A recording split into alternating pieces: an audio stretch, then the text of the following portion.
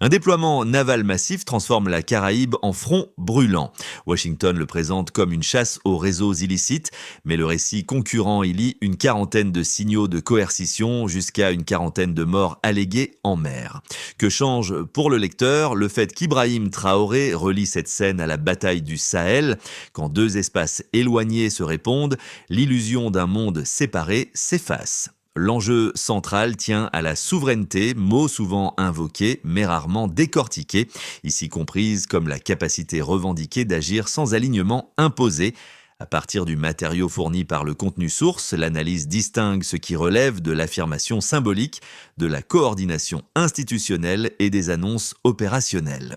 Cette lecture est utile parce qu'elle évite deux écueils, accepter sans recul un cadrage sécuritaire unique ou basculer dans une vision strictement déclarative. En mettant à plat les enchaînements avant, après, les S évoqués et les ruptures mises en avant, le propos vise à offrir une grille de lecture stable. Dès les premières minutes du discours source, un élément précis ressort, la mise en parallèle explicite de deux espaces éloignés, la Caraïbe et le Sahel, présentés comme soumis à une même logique de pression stratégique. Cette connexion est appuyée par des chiffres et des annonces concrètes, notamment l'évocation de plus de 100 victimes en mer et la création annoncée d'une force régionale unifiée de 5000 hommes. L'élément déterminant tient donc moins dans l'existence d'opération Southern Spear que dans la manière dont elle est intégrée à un récit global de souveraineté contestée. Le contenu oppose un cadrage officiel centré sur la lutte contre des réseaux illicites à une lecture alternative qui parle de blocus, de quarantaine navale et de coercition économique. Cette tension narrative structure tout le propos. Dans ce cadre, Ibrahim Traoré n'apparaît pas seulement comme un porte-voix politique, mais comme un acteur qui tente de transformer une succession d'événements dispersés en chaînes causales cohérentes, action militaire occidentale, réaction régionale, puis coordination institutionnelle accrue au sein de l'Alliance des États du Sahel. Le contexte est volontairement élargi, passant du militaire au financier, puis au médiatique. Cette mise en perspective est essentielle pour comprendre pourquoi le discours insiste autant sur la simultanéité des fronts. Elle prépare le terrain à l'idée que les réponses annoncées ne sont pas ponctuelles, mais s'inscrivent dans une recomposition plus large des rapports de force. Pour guider la lecture, le discours s'appuie sur un élément central qui sert de point d'ancrage narratif. Ibrahim Traoré est présenté comme occupant simultanément plusieurs rôles, chef d'État, président tournant d'une alliance régionale et porte-parole d'une ligne politique qui se veut rupture avec les cadres hérités. Ce cumul de positions permet au récit de passer sans transition du local au régional puis au global. L'impact initial de cette posture se mesure moins par des décisions immédiatement vérifiables que par les signaux envoyés. L'acceptation de la présidence de l'Alliance des États du Sahel est décrite comme un acte volontaire de rupture avec le statu quo, formulé explicitement comme une volonté de ne pas gérer, mais de casser l'ordre existant. Cette formulation marque un changement de ton par rapport au discours plus technocratique habituellement associé aux intégrations régionales. Un premier micro-cas illustre cette dynamique, l'annonce de l'opérationnalisation d'une force unifiée régionale. Le texte insiste sur la remise symbolique du drapeau, la désignation d'un poste de commandement central et l'ordre donné de passer à des opérations de grande échelle. Même sans entrer dans des détails tactiques, ces éléments sont mobilisés pour produire un effet de crédibilité et de détermination. Un second micro-cas concerne le champ non militaire avec l'inauguration d'instruments financiers et médiatiques propres à l'Alliance. Là encore, l'accent est mis sur le symbole. Banque présentée comme forteresse, réseau d'information décrit comme bouclier narratif. L'impact précoce est donc surtout perceptif. Il vise à modifier la manière dont les actions du Sahel sont lues, à l'intérieur comme à l'extérieur. L'idée essentielle pour le lecteur tient en une idée simple. Ces gestes initiaux cherchent avant tout à redéfinir le cadre de référence, avant même d'en mesurer les effets matériels. Avant le déclenchement d'opération Southern Spear, le récit décrit un environnement déjà marqué par une accumulation de tensions diffuses mais non coordonnées, coordonnée. Les actions occidentales dans la Caraïbe sont présentées comme inscrites dans un cadre sécuritaire routinier, officiellement dirigé contre des réseaux illicites et des flux considérés comme déstabilisants. Dans cette phase avant, la situation est caractérisée par une asymétrie classique. D'un côté, une puissance militaire dotée de moyens navals, aériens et informationnels avancés. De l'autre, des États et des populations décrits comme fragmentés, traités séparément sans réponse collective visible. Le discours insiste sur cette absence de réaction structurée perçue comme une invitation implicite à la poursuite des pressions. Un basculement intervient lorsque l'opération est requalifiée narrativement. Ce qui est nommé lutte contre les trafics devient dans le contenu source une quarantaine navale, un blocus de faits avec des conséquences humaines mises en avant. Les évocations de navires saisis, de flux énergétiques interrompus et de victimes en mer servent de bascule. À partir de là, l'événement cesse d'être localisé pour être présenté comme un précédent. C'est ce moment précis qui déclenche la montée en intensité du discours. La Caraïbe n'est plus un théâtre isolé, mais un miroir de ce qui pourrait, selon cette lecture, être reproduit ailleurs. La chronologie se resserre, les formulations deviennent plus abruptes et le vocabulaire glisse de la description à l'alerte. Une nouvelle phase correspond à l'enchaînement rapide d'annonces depuis le Sahel.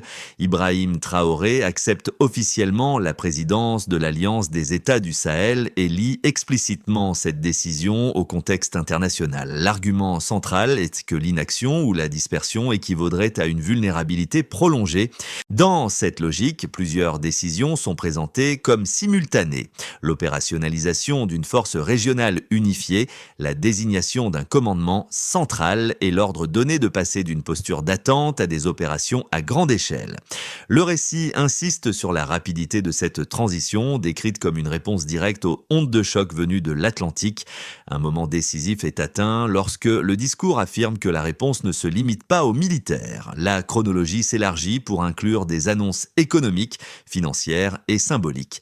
La création et la mise en activité d'une banque d'investissement confédérale sont présentées comme une attaque contre des mécanismes plus anciens de dépendance décrits comme silencieux mais durables. De même, le lancement de documents communs et de dispositifs de communication propres à l'Alliance est intégré à la même séquence, comme si chaque domaine constituait un front complémentaire. Cette accumulation vise à produire l'image d'une réponse totale, coordonnée et non sectorielle. La séquence décrit les effets immédiats recherchés plutôt que constatés. Le discours anticipe la surprise de partenaires extérieurs habitués à traiter avec des États séparés. Il affirme que la logique de division serait mise en échec par l'apparition d'un acteur collectif capable de parler et d'agir d'une seule voix. Dans cette lecture, la chronologie n'est pas seulement factuelle, elle est performative. Elle sert à démontrer que chaque action occidentale, qu'elle soit militaire ou économique, trouverait désormais une réponse articulée, même indirecte, dans un autre espace. L'ensemble de cette séquence avant à après est donc construit comme un récit de bascule. Avant, un système perçu comme stable dans son déséquilibre, après une dynamique présentée comme irréversible. Que cette bascule se traduise ou non par des effets mesurables à court terme reste une question ouverte, mais le cœur du message est ailleurs. Il réside dans l'affirmation que le temps de la réaction dispersée serait clos, remplacé par une logique de synchronisation assumée entre différents théâtres. L'argumentation change de registre lorsqu'elle s'appuie sur des chiffres, utilisés non comme preuves exhaustives, mais comme balises pour structurer le récit. Le premier chiffre mis en avant concerne les pertes humaines attribuées à l'opération navale dans la Caraïbe, décrite comme dépassant la centaine de morts. La norme implicite est celle d'opérations de sécurité maritime généralement présentées comme dissuasives et ciblées. Le narratif introduit ici est celui d'un coût humain suffisamment élevé pour justifier une requalification en blocus coercitif. En quelques phrases, ce glissement transforme une action présentée comme préventive en événement moralement chargé, destiné à provoquer une réaction émotionnelle et politique. Un second repère chiffré concerne la réponse institutionnelle du Sahel avec l'annonce d'une force régionale unifiée de 5000 hommes. La Est, celle de coopération sécuritaire fragmentée, souvent dépendante de partenariats extérieurs et limitée à des cadres nationaux. Le proposé est celui d'une masse critique régionale présentée comme intégrée, dotée de son propre commandement et orientée vers des opérations coordonnées. Le chiffre n'est pas détaillé tactiquement, mais il fonctionne comme un seuil symbolique. Il suggère le passage d'une addition de contingents à une entité collective identifiable, capable de modifier les calculs stratégiques de partenaires ou d'adversaires potentiels. Le troisième élément quantifié se situe sur le terrain économique, avec l'évocation d'un capital proche de 900 millions de dollars pour une banque d'investissement confédérale. La renvoie ici à une dépendance chronique aux financements extérieurs, souvent conditionnés et décrits comme des leviers d'influence. Le est formulé comme un basculement vers l'autofinancement régional, présenté comme suffisant pour initier des projets d'infrastructure, d'énergie ou de transformation locale, sans recourir immédiatement à des bailleurs traditionnels. Là encore, le montant sert moins à établir une capacité budgétaire détaillée qu'à signaler une rupture de logique. Pris ensemble, ces trois chiffres dessinent une progression cohérente. D'abord un choc humanitaire perçu, ensuite une réponse sécuritaire structurée, enfin un socle économique destiné à soutenir la durée. Le discours ne prétend pas démontrer l'efficacité immédiate de ces annonces, mais il construit une trajectoire lisible. Ibrahim Traoré apparaît dans cette séquence comme le garant politique de cette cohérence, reliant des domaines souvent traités séparément pour suggérer une stratégie globale. La limite de cet usage quantitatif est assumée, les chiffres sont peu nombreux, volontairement sélectionnés et entourés d'un commentaire explicatif qui en fixe le sens. Ils fonctionnent comme des points d'ancrage narratif plutôt que comme des indicateurs vérifiables de performance. Pour le lecteur, l'enjeu n'est donc pas de vérifier chaque donnée, mais de comprendre comment la logique a été mobilisée pour affirmer qu'un changement d'échelle serait en cours, à la fois dans la perception des menaces et dans les réponses envisagées. Un premier argument critique, souvent avancé face à ce type de discours, consiste à souligner l'écart entre annonces et capacités réelles. Selon cette lecture, relier une opération navale menée dans la Caraïbe à une réorganisation politique et militaire au Sahel relèverait surtout d'un cadrage rhétorique. Les chiffres avancés seraient perçus comme symboliques, sans garantie de traduction opérationnelle rapide. La force unifiée annoncée, par exemple, pourrait être interprétée comme une addition de contingents déjà existants plutôt que comme une entité nouvelle capable de modifier substantiellement l'équilibre sécuritaire régional. Dans cette perspective, le risque serait celui d'une surinterprétation où la narration précède et dépasse les faits observables. Un second argument opposé met l'accent sur le contexte international. Il soutient que les opérations occidentales, même lorsqu'elles sont perçues comme coercitives, répondent à des logiques propres et ne sont pas nécessairement pensées comme des signaux adressés au Sahel. Relier systématiquement ces actions à une stratégie globale de strangulation du Sud pourrait alors brouiller l'analyse. Cette critique insiste sur le danger d'une lecture unifiée de phénomènes hétérogènes qui pourrait conduire à des réponses surdimensionnées ou mal ciblées. Elle rappelle que les environnements caribéens et sahéliens présentent des dynamiques politiques, économiques et sécuritaires distinctes, difficilement réductibles à un seul schéma explicatif. La réponse proposée par le discours source ne nie pas ces réserves, mais les déplace.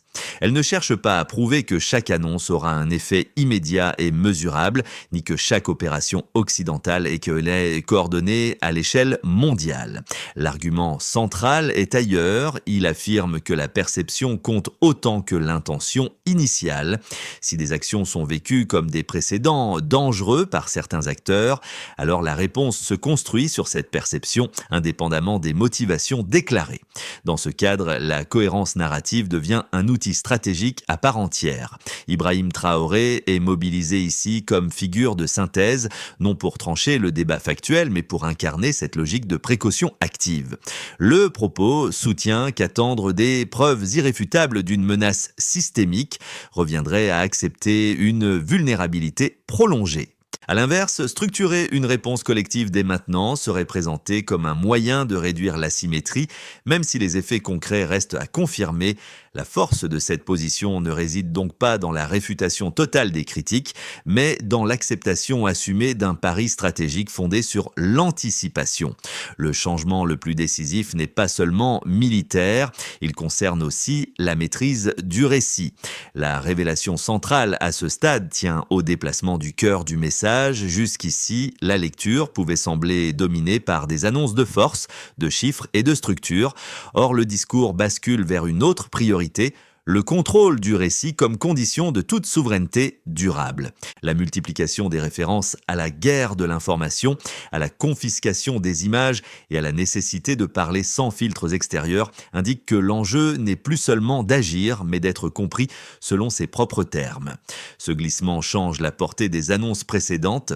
La force unifiée, la banque confédérale, où les projets d'infrastructure ne sont plus présentés comme des fins en soi, mais comme des supports matériels d'un récit d'autonomie. Ils servent à crédibiliser une parole qui affirme que le Sahel n'est plus un objet d'analyse externe, mais un sujet politique capable de produire ses propres cadres d'interprétation. Dans cette logique, Ibrahim Traoré apparaît moins comme un chef militaire que comme un coordinateur de sens. Le discours insiste sur la nécessité de parler directement aux populations locales et aux diasporas, sans médiation perçue comme hostile ou déformante. L'idée est que la fragmentation informationnelle affaiblit, tandis que la cohérence narrative renforce, même en l'absence de résultats immédiats. Cette révélation reconfigure la lecture de l'ensemble. Ce qui semblait être une réponse ponctuelle à une opération extérieure se présente désormais comme une stratégie plus large, installer une continuité de discours reliant sécurité, économie et identité afin de réduire l'asymétrie symbolique avant même de prétendre réduire l'asymétrie matérielle. Pour les États, la première conséquence concrète décrite est un changement de posture diplomatique. Le discours affirme que l'émergence d'un cadre confédéral oblige les partenaires extérieurs à composer avec un interlocuteur collectif plutôt qu'avec des capitales isolées. Cette évolution est présentée comme un gain de levier, même sans reconnaissance formelle immédiate. La coordination annoncée en matière de défense, de finances et de communication vise à réduire la vulnérabilité liée aux pressions bilatérales.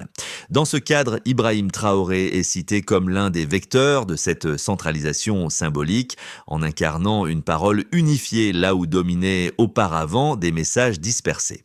Pour les entreprises, notamment celles liées aux ressources et aux infrastructures, le discours suggère une reconfiguration progressive des règles du jeu, l'insistance sur la transformation locale des matières premières, la création d'outils financiers régionaux et le refus déclaré de certains schémas d'exportation brute signale un environnement plus interventionniste. Concrètement, cela pourrait se traduire par des exigences accrues de partenariats locaux, de chaînes de valeur intégrées sur place et de renégociation de contrats existants. Le propos ne fournit pas de calendrier précis, mais il trace une direction. Moins d'accès automatique, plus de conditions politiques et sociales explicites. Pour les acteurs économiques, l'incertitude augmente à court terme, tandis que la promesse d'un cadre plus stable est renvoyée à moyen terme. Du point de vue des populations, les conséquences mises en avant sont avant tout symboliques et narratives, mais elles s'accompagnent d'exemples matériels. Le discours évoque des projets d'infrastructure, de transformation agricole et d'énergie comme preuve tangible d'une reprise de contrôle. Ces annonces sont présentées comme des réponses directes et des diagnostics à des mécanismes perçus de pénurie ou de dépendance, qu'il s'agisse d'alimentation, de transport ou d'électricité. Même si l'impact réel reste à mesurer, l'effet recherché est clair, produire un sentiment de capacité collective et de dignité retrouvée. Cette dimension est centrale car elle conditionne l'adhésion interne aux choix politiques annoncés. Enfin, pour la région au sens large, incluant le voisinage ouest-africain et les espaces connectés comme la Caraïbe, la conséquence la plus marquante serait l'apparition d'un précédent. Le discours affirme que la coordination sahélienne pourrait servir de modèle ou au minimum de référence pour d'autres ensembles confrontés à des pressions similaires. Cette diffusion n'est pas décrite comme automatique, mais comme possible si les résultats perçus sont jugés crédibles. L'idée d'un effet d'entraînement est ainsi posée sans être chiffrée, laissant ouverte la question de son ampleur réelle. Pris ensemble, ces effets dessinent une conséquence transversale, le déplacement du centre de gravité du court terme opérationnel vers le moyen terme stratégique. Ibrahim Traoré est inséré dans cette lecture comme un acteur qui cherche moins à promettre des résultats immédiats qu'à installer une nouvelle normalité politique. Le lecteur est ainsi invité à juger non pas seulement des annonces, mais de leur capacité à modifier durablement les attentes et les comportements des différents groupes concernés. Une évolution possible repose sur une stabilisation narrative plus rapide que les effets matériels. Dans cette hypothèse, la coordination sahélienne annoncée se consolide progressivement sans rupture spectaculaire. Les instruments évoqués, forces unifiées, banques confédérales, dispositifs de communication fonctionnent à un niveau minimal mais continu. La conséquence principale serait une modification du comportement des partenaires extérieurs, plus prudents dans leurs signaux et leurs calendriers. Les pressions ne disparaissent pas, mais elles deviennent plus indirectes. Pour les acteurs locaux, ce scénario implique une phase d'ajustement où les attentes sont modérées, tandis que la cohérence du discours devient le principal capital politique. Une évolution plus favorable suppose que plusieurs annonces se traduisent rapidement par des effets visibles. Dans ce cas, la coordination sécuritaire produit des résultats perçus comme crédibles, même limités, et les outils financiers soutiennent quelques projets emblématiques. La transformation locale de ressources, les MNAIDI et les infrastructures annoncées servent alors de vitrine. Ce scénario renforcerait l'idée que l'autonomie revendiquée n'est pas seulement déclarative. Il pourrait encourager d'autres acteurs régionaux à s'aligner partiellement ou à coopérer, élargissant le périmètre d'influence du modèle présenté. Ibrahim Traoré y apparaîtrait comme un catalyseur, davantage reconnu pour sa capacité à relier parole et action. À l'inverse, une évolution plus fragile envisage un décalage croissant entre le récit et les contraintes matérielles. Les difficultés de financement, de coordination ou de sécurité ralentissent la mise en œuvre, tandis que les pressions extérieures se maintiennent, voire s'intensifient. Dans ce contexte, la narration d'unité risque de s'éroder face aux attentes internes. Les partenaires extérieurs pourraient tester les limites du dispositif misant sur la fatigue politique ou économique. Ce scénario n'implique pas un effondrement, mais une tension prolongée entre ambitions affichées et résultats tangibles.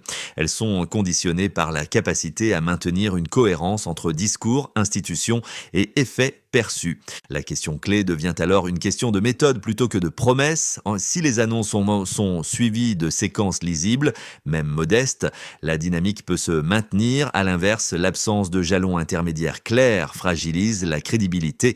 Pour le lecteur, la recommandation de lecture est simple. Observez moins les déclarations ponctuelles que la régularité des signaux. Dans les 6 à 12 mois, c'est cette continuité ou son absence qui permettra de distinguer une inflexion durable d'une parenthèse politique. À ce stade, l'enjeu pour le lecteur n'est plus seulement de suivre une séquence géopolitique abstraite, mais de comprendre en quoi cette reconfiguration peut modifier des trajectoires concrètes. Pour un public citoyen, la première implication tient à la lecture de l'information. Le discours invite à une vigilance accrue face aux cadres explicatifs uniques, en rappelant que des événements similaires peuvent être interprétés de manière radicalement différente selon la position depuis laquelle on les observe. Cette prise de distance ne requiert pas d'adhésion, mais un effort de comparaison entre récits concurrents. Pour les acteurs économiques ou sociaux, l'impact potentiel se situe dans l'anticipation. Les annonces de transformation locale, de financement endogène et de coordination régionale, même incomplète, suggèrent des changements progressifs d'environnement. Cela peut influencer des décisions modestes mais réelles, diversification de partenaires, prudence dans les engagements à long terme, attention accrue aux cadres réglementaires émergents. Le lecteur impliqué dans ces domaines est invité à lire ces signaux comme des indicateurs de tendance plutôt que comme des garanties immédiates. Pour les diasporas, enfin, le discours accorde une place particulière à la dimension symbolique. Il insiste sur la capacité à parler directement, sans médiation perçue comme déformante, et à maintenir un lien politique et culturel malgré la distance. Cette interpellation vise à transformer un public souvent cantonné au rôle d'observateur en relais narratif. L'effet recherché est moins la mobilisation active que la réappropriation d'un cadre de sens partagé. Dans l'ensemble, la position proposée au lecteur est celle d'un observateur actif. Il ne s'agit ni d'adhérer automatiquement à une vision, ni de la rejeter par principe, mais de suivre les correspondances entre discours et faits au fil du temps. Ibrahim Traoré n'est pas présenté ici comme une figure à soutenir ou à contester, mais comme un repère permettant de suivre une cohérence déclarée. La réflexion porte alors sur les signaux jugés crédibles et sur le moment où une inflexion mérite d'être prise au sérieux. L'approche esquissée dans le discours se veut progressive et lisible, structurée autour de quelques étapes clés plutôt que d'un plan exhaustif. D'abord, la coordination politique est mise en avant. Elle consiste à stabiliser les instances confédérales annoncées, à clarifier les rôles et à installer des mécanismes réguliers de décision. L'objectif affiché n'est pas l'uniformité totale, mais la capacité à parler et agir de manière synchronisée sur un nombre limité de dossiers jugés prioritaires. Cette phase repose principalement sur la continuité institutionnelle et la discipline interne. Ensuite, la sécurité collective était mise en avant. La force unifiée évoquée est présentée comme devant passer d'un symbole à un outil opérationnel graduel. Cela implique un calendrier de montée en puissance, des règles de commandement partagées et des critères simples pour évaluer les progrès comme la capacité à mener des opérations coordonnées ou à sécuriser des zones clés. Ibrahim Traoré est mentionné dans ce cadre comme garant politique de cette transition, chargé d'assurer l'alignement entre discours et mise en œuvre. Puis le socle économique est mis en avant. La Banque confédérale et les projets associés sont décrits comme des instruments destinés à financer des initiatives ciblées plutôt qu'à remplacer immédiatement l'ensemble des flux existants. La mesure du succès est volontairement pragmatique. Quelques projets visibles, exécutés dans les délais annoncés, suffiraient à crédibiliser l'approche. Le discours insiste sur l'importance d'indicateurs simples, compréhensibles par les populations, afin d'éviter un écart croissant entre technicité financière et perception publique. Enfin, un volet touche à la communication et à l'éducation. La construction d'un réseau d'information propre et l'harmonisation progressive de certains cadres éducatifs sont présentés comme des investissements de long terme. Ici, la temporalité est assumée comme lente. Le critère de réussite n'est pas l'audience immédiate, mais la capacité à maintenir un récit cohérent dans la durée malgré les pressions externes et les contradictions internes.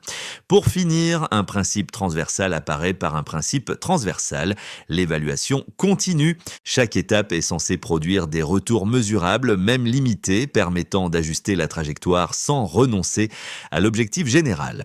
Le message central est que la souveraineté revendiquée ne se décrète pas en un acte, mais se construit par une succession de décisions observables. Le discours revient à ce stade aux images qui ont servi de fil conducteur, la forteresse financière, le bouclier informationnel, la force unifiée brandissant un drapeau commun. Ces motifs, introduits plus tôt, ne sont pas rappelés pour leur valeur descriptive, mais pour leur charge symbolique. Ils condensent une même idée, la recherche d'un abri collectif face à des pressions perçues comme diffuses et persistantes. Ce retour en boucle permet de refermer la narration sans ajouter de nouveaux éléments, en renforçant la cohérence interne du propos. Dans cette conclusion, Ibrahim Traoré est à nouveau placé au centre, non comme héros solitaire, mais comme point de convergence de ses symboles. Le discours souligne que son rôle principal n'est pas d'incarner la totalité du projet, mais de lui donner une voix reconnaissable et répétable. La force du message tient précisément à cette répétition maîtrisée, mêmes images, mêmes mots-clés, mêmes oppositions, jusqu'à créer une familiarité chez le public. L'émotion recherchée n'est pas l'enthousiasme immédiat, mais un sentiment de continuité et de sérieux. Le rappel des motifs initiaux sert aussi à tempérer les attentes. En revenant à des symboles plutôt qu'à des promesses chiffrées, le propos suggère que la transformation évoquée sera longue, inégale et parfois invisible. Ce qui compte selon cette logique n'est pas chaque résultat isolé, mais la persistance du cadre qui les relie. La narration se referme ainsi sur une impression de cycle plutôt que de rupture brutale. La conclusion ne cherche pas à conclure de manière définitive, mais à ouvrir un espace de réflexion. Le récit proposé tout au long de cette séquence invite à considérer la géopolitique non comme une suite d'événements lointains, mais comme un ensemble de récits concurrents qui influencent les décisions, les alliances et les attentes collectives. Qu'il s'agisse de la Caraïbe ou du Sahel, le point commun mis en avant est la manière dont des actions sont interprétées, amplifiées ou contestées dans l'espace public.